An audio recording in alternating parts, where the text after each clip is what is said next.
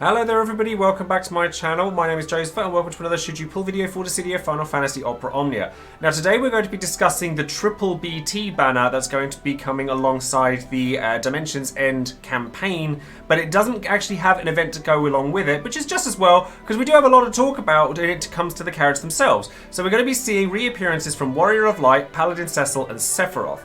Now, they all get LD boards here, and Sephiroth gets a rework. Some of them got more than others, some of them didn't need as much as others. But ultimately, is this banner going to be worth your resources? If you'd like to find out more, then of course, as always, stay tuned and keep on watching.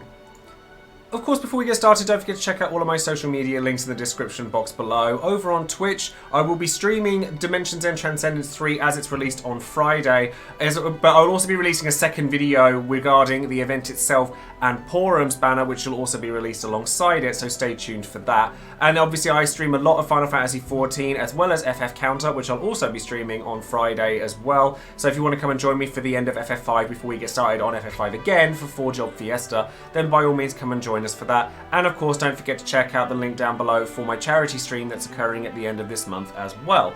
With regards to Patreon, I always shout out one of my patrons at the during every time I release a new video, and today that person is going to be Justina Rush, who is a Kate Sith fan and is brand new to my Patreon, so a massive thank you goes out to you for joining in, and to all of my other patrons as well who help keep this channel afloat to the further that it's able to be. Massive thank you goes out to all of you, and if you would like a title card made just for you by myself, like goes at the end of all of my videos, as well as other benefits, then perhaps you'd like to click on the link in the description box below and become a patron yourself and support the channel. Massive thank yous if you do. And of course, lastly, don't forget to check out all of the other content creators out there for Dissidia, as well as all of the resources that are there for the game. They are all linked down below. So the first character we're going to cover here of the three in the batch is going to be Paladin Cecil. Now, as I said earlier, the banner itself is going to contain LDs and BTs for all three of the characters that are featured on it. So Paladin Cecil, Warrior of Light and Sephiroth. And we're covering Paladin Cecil first because he gets very little out of this banner that he didn't already have. His LD boards come up where he just gets an extra HP dump, or extra 8 bravery hits and HP dumps on his LD. And that's kind of it.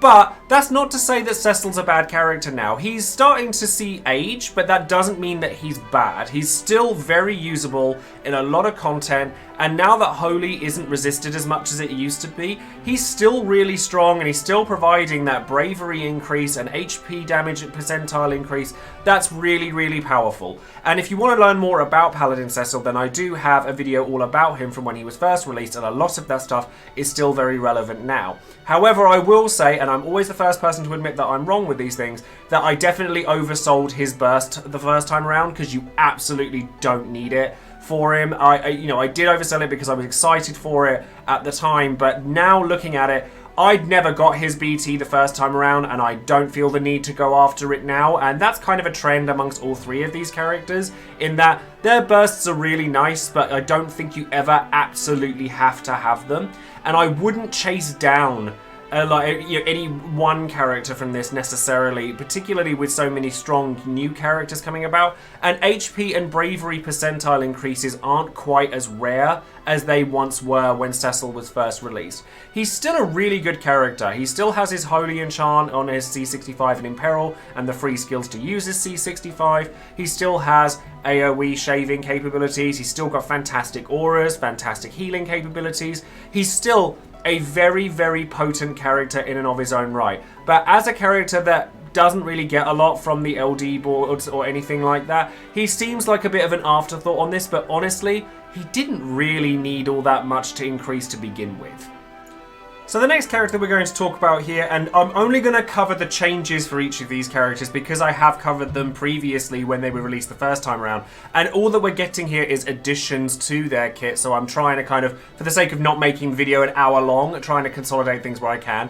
But we're going to be talking about my favourite protagonist in the entire franchise, which is Warrior of Light. Now, Warrior of Light, if you've not used him before, is a character that puts up shields, and is all of his kit is based around these shields that he puts up. If you've used 9 or characters like that before, they're based on Warrior of Light's kit, and Warrior of Light is a returning character quite frequently, and in this particular case he gets his LD boards and his level 80 awakening, which means he gets call abilities, etc. on top of it all.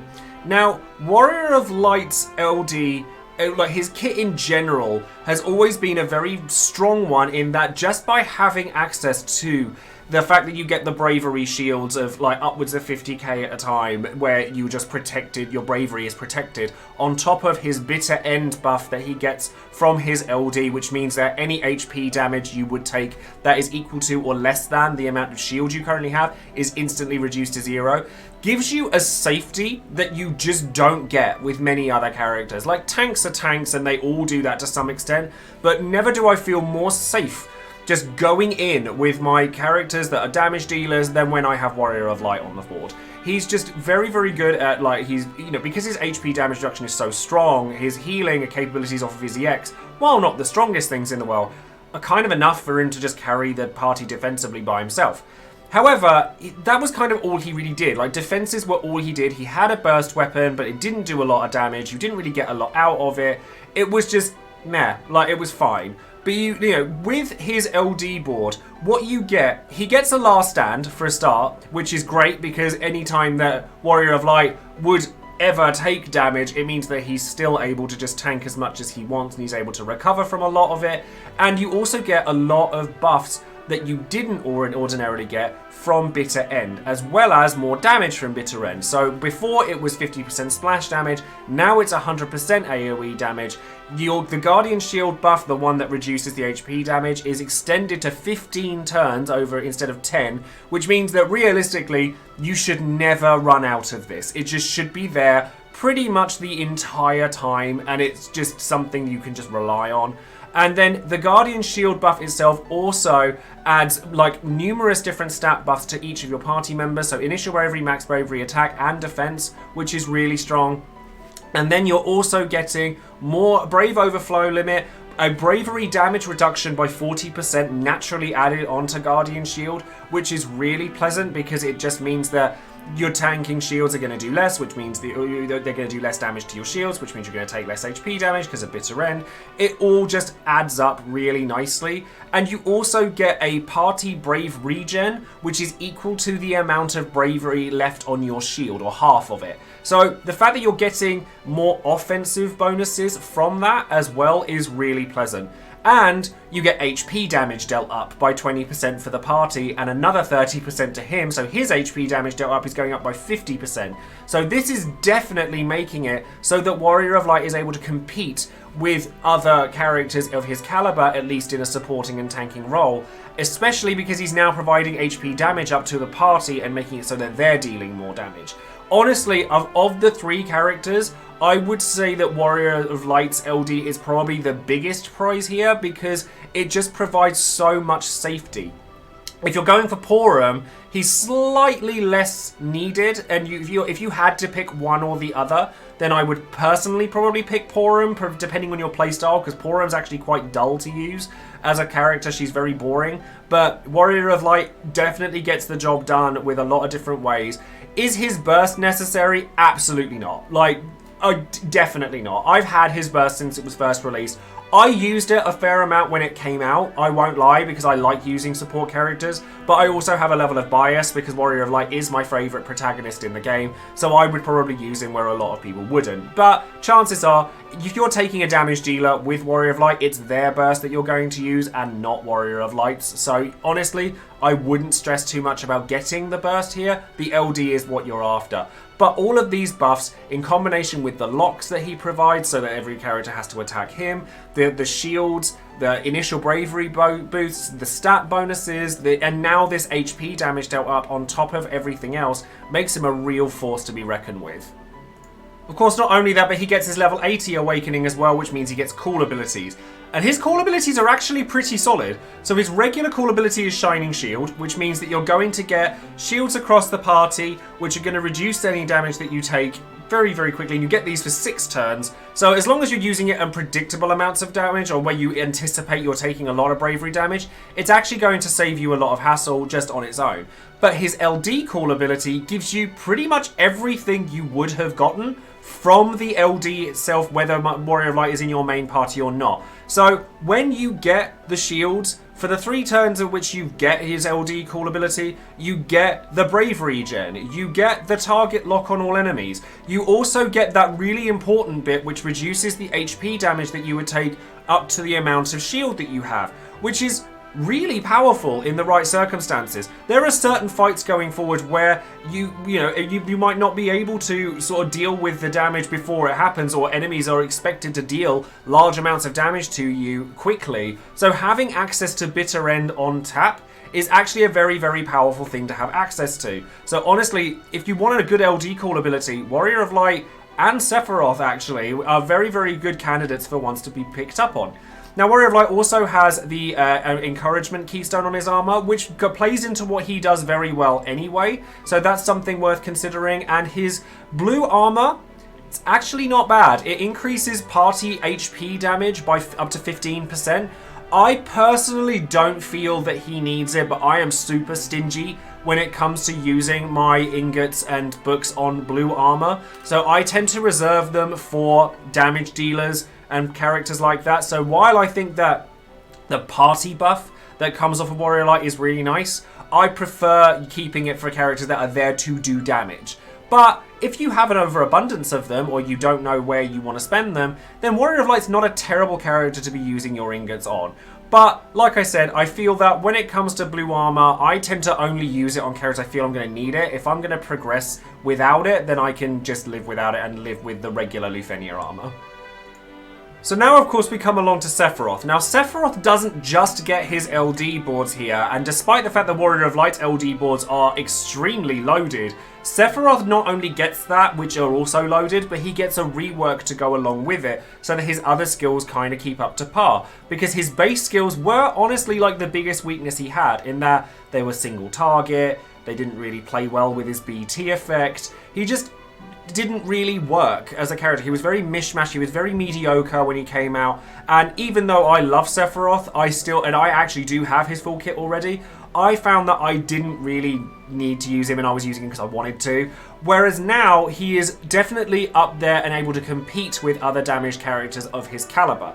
So, first things first, Fervent Blow gets a really interesting rework because it's an AoE Brave HP attack with split damage and then a single target Brave HP attack, which it's really quite good. Like, you get AoE Brave Shaving on him, which is a big deal for him. Because his burst effect, if you haven't used it before, sets all bravery values to 1 every turn. But Sephiroth, unless you used his LD attack, could never actually capitalize on that by breaking all enemies in the same turn, so that you'd end up having to pick and choose which enemy to delay, and it was just a bit weird. It didn't really work.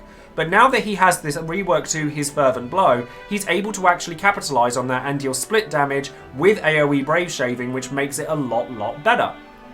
Octaslash, similarly, it gets 2 more skill uses, which is fantastic, and then it becomes a triple HP dump, where the first HP dump is based on a bravery gain and then does an HP attack, and then Brave HP, and then Brave HP again. And you get splash damage off of it as well, which means that he's now up where he should be in terms of dealing damage. And triple HP dumps on a basic skill, it's pretty good. Like, it's nice stuff to have, especially in combination with all of the debuffs and speed debuffs and things that he does to kind of negate the enemy's turns and things like that. It works really well.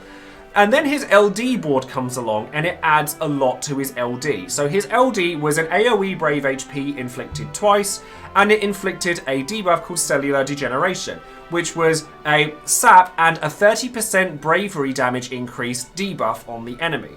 Which is solid. It's good stuff. Any percentile bravery damage increase on an enemy, we've seen this with Jack in the past, 30% is not something to be sniffed at. So if you don't have Jack's LD, you now have access to this with his, with Sephiroth's abilities as well, which is fantastic.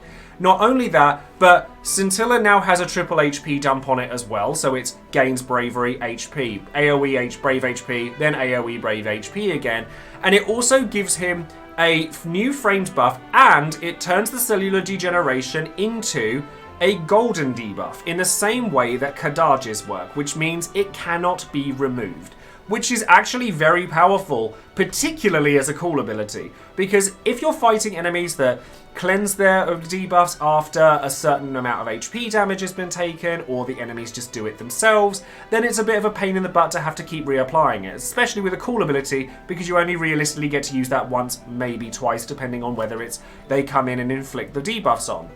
Now, Sephiroth does do that, and we'll get to that when we talk about his cool abilities, but he does enter play with cellular degeneration on the enemies, so that's a really nice thing to have as well. But he also gets cellular Bringer of Despair, which is a buff on him that increases all of his offensive stats, including a particularly interesting one that increases every turn that he takes. So it's very easy for him to get to max stacks of this. So he increases his attack up, his initial bravery, his max bravery, his brave overflow, and his bravery gained from bravery attacks. So what that means is he gets the same thing that Golbez gets. So when I've spoken about this before, Golbez and Sephiroth now, when they deal damage, they actually gain more bravery than the damage they're dealing. So for example, with a 30% increase, if Sephiroth is dealing 10,000 bravery damage per hit, he's actually gaining 13,000 bravery per hit as instead of 10.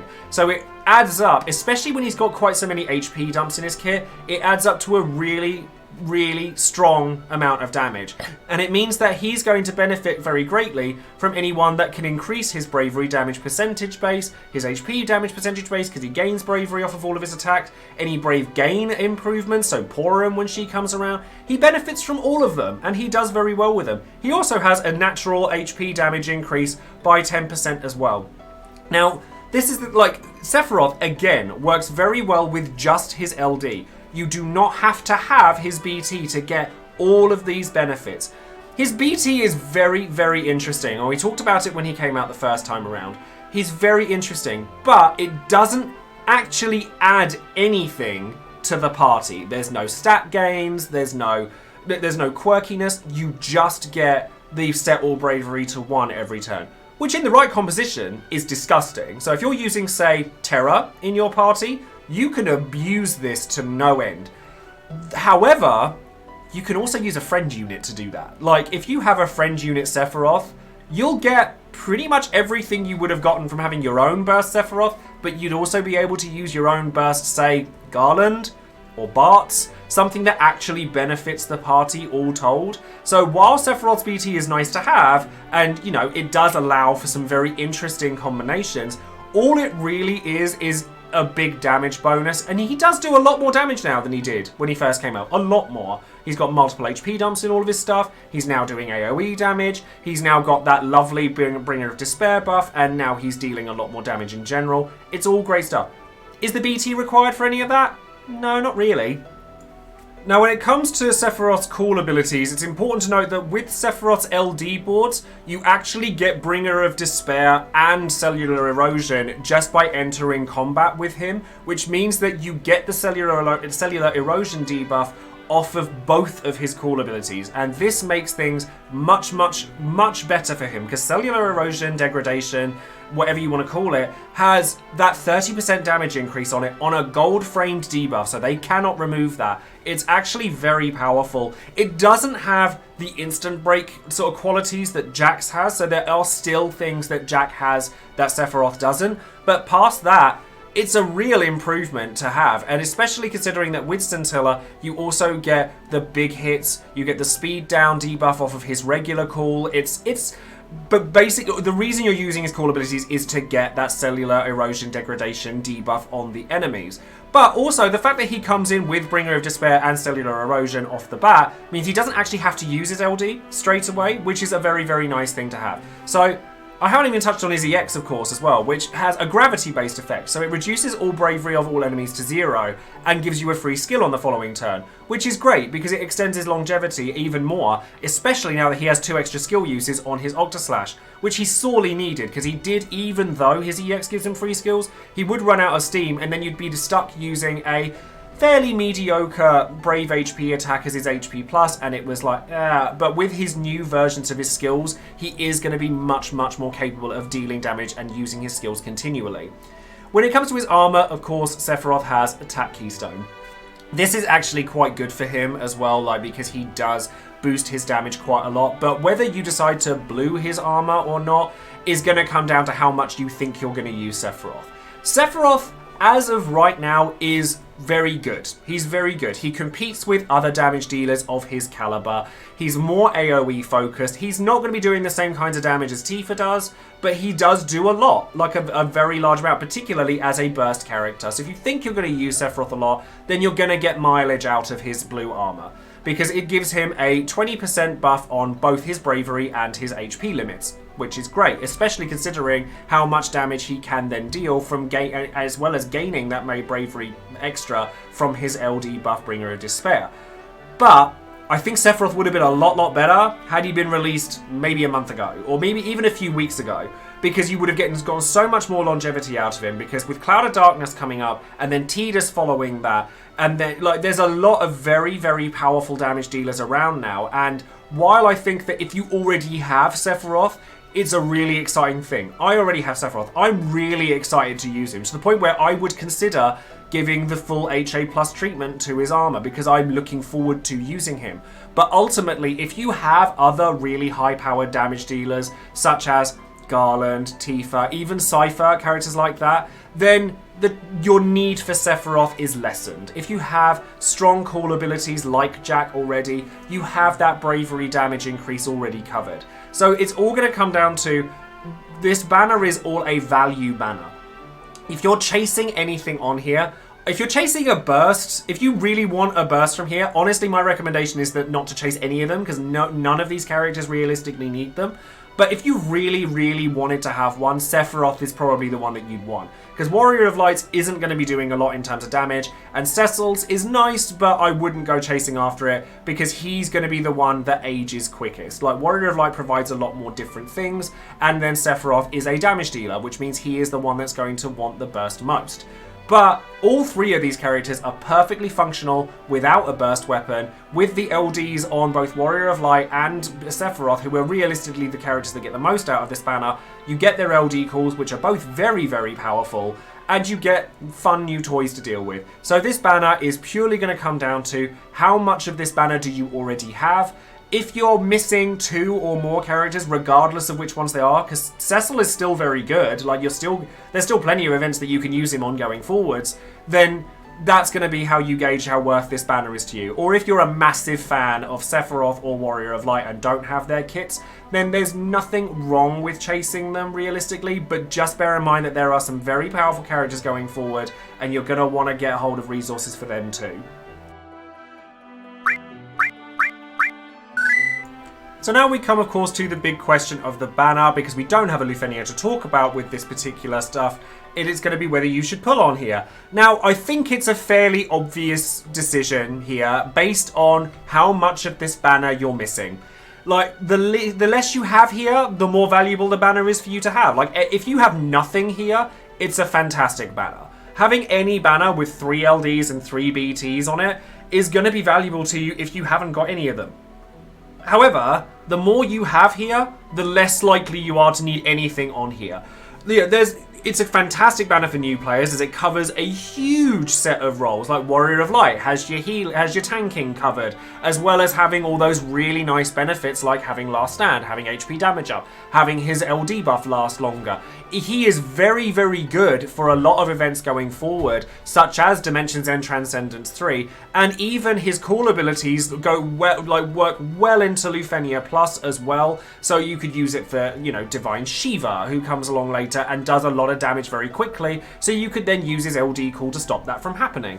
But and then you have Sephiroth, who is a strong damage dealer. He might not absolutely overshadow and eclipse existing damage dealers, but he definitely competes with them. Like, he's definitely up there. He's got triple HP dumps on a lot of his moves. He's got a debuff that's actually very relevant to this day. He's got an extremely powerful LD call ability because of that debuff. He does a lot. And then Cecil, while he doesn't get anything particularly new here, he does still work. He's still got that bravery and damage increase. He's still got that healing capabilities off of his kit. He's got the auras. He's got a lot. There's a lot here that's just covered all in one banner. So if you're a new player, it's fantastic. But if you have two of the characters or you're missing very little, like I can speak from my own experience, the only thing I'm missing on this banner is Paladin Cecil's BT, and I'm not about to go chasing that down on this banner for two reasons. Because I think that there are so many strong characters coming up, like Porum, Cloud of Darkness, Tidus, Setzer, Yuna, Agrius. There's lots of really powerful characters coming up, and you know, who knows when they could launch some surprise on us. This is a perfect time for them to try and drain our resources on older characters because they've gotten these reworks, and then suddenly, bam, global exclusive right there. So like, maybe just, even if you're not sure, the next community stream is only going to be on Monday, so you could just plan ahead by waiting for that to come about, seeing what's coming up over August, and then like deciding then. And secondly, I don't think any of the BTs on this banner are actually worth chasing on their own. Like any BT, I'm a lot more stingy when it comes to spending out on BTs than I used to be, and I will be the first to admit that I've oversold it, like certainly in the case of Cecil in the past. And I think that all three of these characters can function perfectly fine without their bursts. Sephiroth probably wants his more than the other two, but it's a great burst effect that can be really abusable in certain situations. So if you really like using Terror, you can take Sephiroth as a nice character to go alongside her because she can abuse the heck out of his BT effect.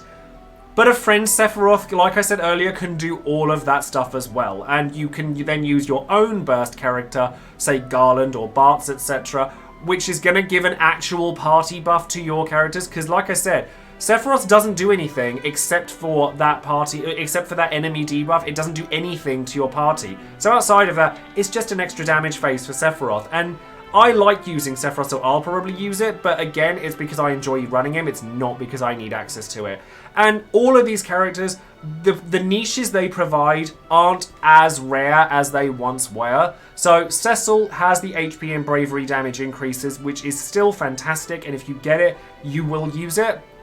But Bartz does that. Like, you know, there's a lot of characters that can provide really strong auras that we didn't have when Cecil first came out. So if you don't have to have him like you did back then. Still really useful. BT pluses are a thing going forward. We don't know what any of these characters do with a BT plus yet, so having access to them for future, maybe it's a good investment for that. But we also have other characters coming up in the future, like Warrior of Light. Brilliant for safety measures. So is Porum.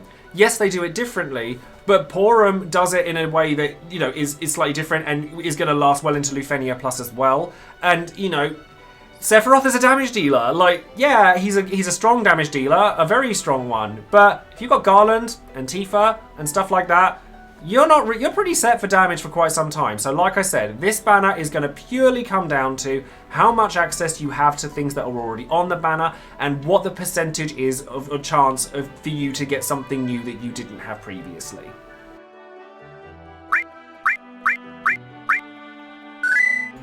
And then, of course, finally, it's time for Would You Pull, the section of the video where you, the viewer, get your chance to make your voice heard and let everyone know whether you would or wouldn't pull on any given banner and why. So once again, a massive thank you goes out to all of my patrons for casting their votes and, of course, all of their comments. And if you would like to see all of the comments that are featured from any particular banner, then perhaps you'd like to consider joining up on Patreon yourself, as I can only post so many comments during any given video. Now, this one I think is an interesting one because I think a lot of people who are on my Patreon and a lot of people who follow me in general have been playing the game for quite some time. So it's going to look more like it's leaning no than it is, or than it should. But the point is that this banner is very high value, provided you don't have a lot already on it. And I think that a lot of existing players already do. That being said, going into numbers, 17% of people said they were going to use gems here, 3% said they were going to use over 100 tickets, 17% said they were going to use less than 100 tickets, and 62% of people said no. So like I said, I think this is going to be down to the fact that a lot of people who are casting their votes on these polls actually already have a lot on this banner. Like, my vote is a no, but that's because the only thing I'm missing is Cecil's BT, and I'm happy just to have Sephiroth and WoL be new. Personally, if you are chasing one item on this banner, my personal suggestion is to make it Warrior of Light LD, because he's the one that is going to be the most useful for you going forward. Sephiroth is nice as well, obviously, especially with that LD cool ability, but if you're going to pick one thing to aim for, I would make it Warrior of Light LD. Going into some of the comments, J-Dog says, triple burst banner, as a new player with a sufficient gem stash, I'll definitely be gemming here. My roster is still missing a few top tier supports like Cecil and Sephiroth, and Sephiroth would be an excellent addition to my DPS. The value of a triple burst banner is just too good to pass up. However, this will likely be the last triple BT I'll gem, as after this I'll finally have a lot of my necessary roles covered. This is fair, absolutely fair. If you're a newer player, this banner is exceptional. If you're a newer player, chances are you've got a lot of content still to clear for you to get the gems to start spending on other things. So if you're newer, this banner is absolutely incredible value. And if you have nothing on this banner, I would be surprised if you didn't gem this banner. But if you only have one character missing or less, I'd probably steer clear of it. Fantendo says, I myself will not be pulling on the triple burst banner because I have all the kits including bursts already. However, if you are a new player or missing 2 or more of the characters, I'd highly recommend pulling on it. Sephiroth now becomes an amazing DPS with his new gold frame debuff and more hits and potencies. While Cecil doesn't get much, WoL does make him an even better tank, and his shield and icon buff become even stronger. Yeah, like, you know, it's mirroring everything that I've said already. The less you have on this banner, the more valuable it is. It's exactly the same as any of these banners that are going forward. Same with the Start Dash banner. There's the one going in forward that's going to have Varn on it. That is going to be the same kind of deal. Multiracial Lion says, I'm willing to give this one a few tickets, but not many. As a triple BT banner, the value is incredible, but I've already managed to pull all of the LD weapons already, and I've already got one of the BT weapons, which is Warrior of Light. A few tickets to try and pull a burst is ludicrous, but with increased odds of seeing one, why not? I kind of like this. As much as it kind of goes against everything that I'm saying, I kind of think it's fun sometimes to just throw caution to the wind and say, why not? At the end of the day, your tickets and your gems are just resources in a game. If you can't have fun with them, then what's the point in having them? Am I right? And then finally, APT 814 Panic says, going in with less than 100 tickets, I would pull harder for this banner if Porum weren't right next to it, and the only reason I'm pulling on this banner is because by some twisted form of luck, I got Sephiroth's burst after his LD banner was gone. I do want Sephiroth's kits, this is the only other one to date in JP with a gold framed buff, and his rework makes him hit much harder. But if I didn't have his BT just sitting in my inventory, I would most likely not have a problem skipping this, especially since they'll ruin the rest of my tickets. We'll see how Porum treats me and what I've got to work with after I have her LD. Waiting until after the other banner that you want something from and coming back to a banner is prudent behavior. It's a good thing to do. I, as a content creator, like to try and get things done like as they're released because it generates hype for people who are excited for a banner as it's released, and it also means that I'm able to clear the content on the day it's released with the new stuff and showcase it. That is not what I would be doing if I weren't a content creator. If I weren't making videos or streaming, etc., honestly, there are a lot of banners that I would probably not pull on the day it came out and wait until the next one and see how that treated me before I went back to the previous one. Because sometimes it's nice to do that. If Porum is a character that you really want, and I will be covering Porum in the next video for obvious reasons because she's the next character to be released, but I don't think everyone is going to want Porum. I think she's extremely powerful, but she's also very dull to play with, and therefore, like, some players may be put off by that. I'm not one of those players. I will absolutely be gemming Porum, but the point is that not everyone has the same playstyle. So therefore, waiting to see if something that you definitely want is going to be nice to you, and then when it's not, or if it's not, going, actually, I might not pull on this other one, is just a good behavioural thing to do. So that's going to be all for today's video. Stay tuned because very shortly I will be releasing the next video, which is going to cover Porum and of course Dimensions End Transcendence 3 itself. So if you want to learn more about those, then don't worry, you won't have long to wait before I get those videos posted as well. As always, don't forget to like the video, share, click the thumbs up button to like the video, and of course share it out to anyone else who also plays Dissidia or Omnia. And that's going to be it from me. So thank you all very much for joining me, and I will see you guys next time. Take care.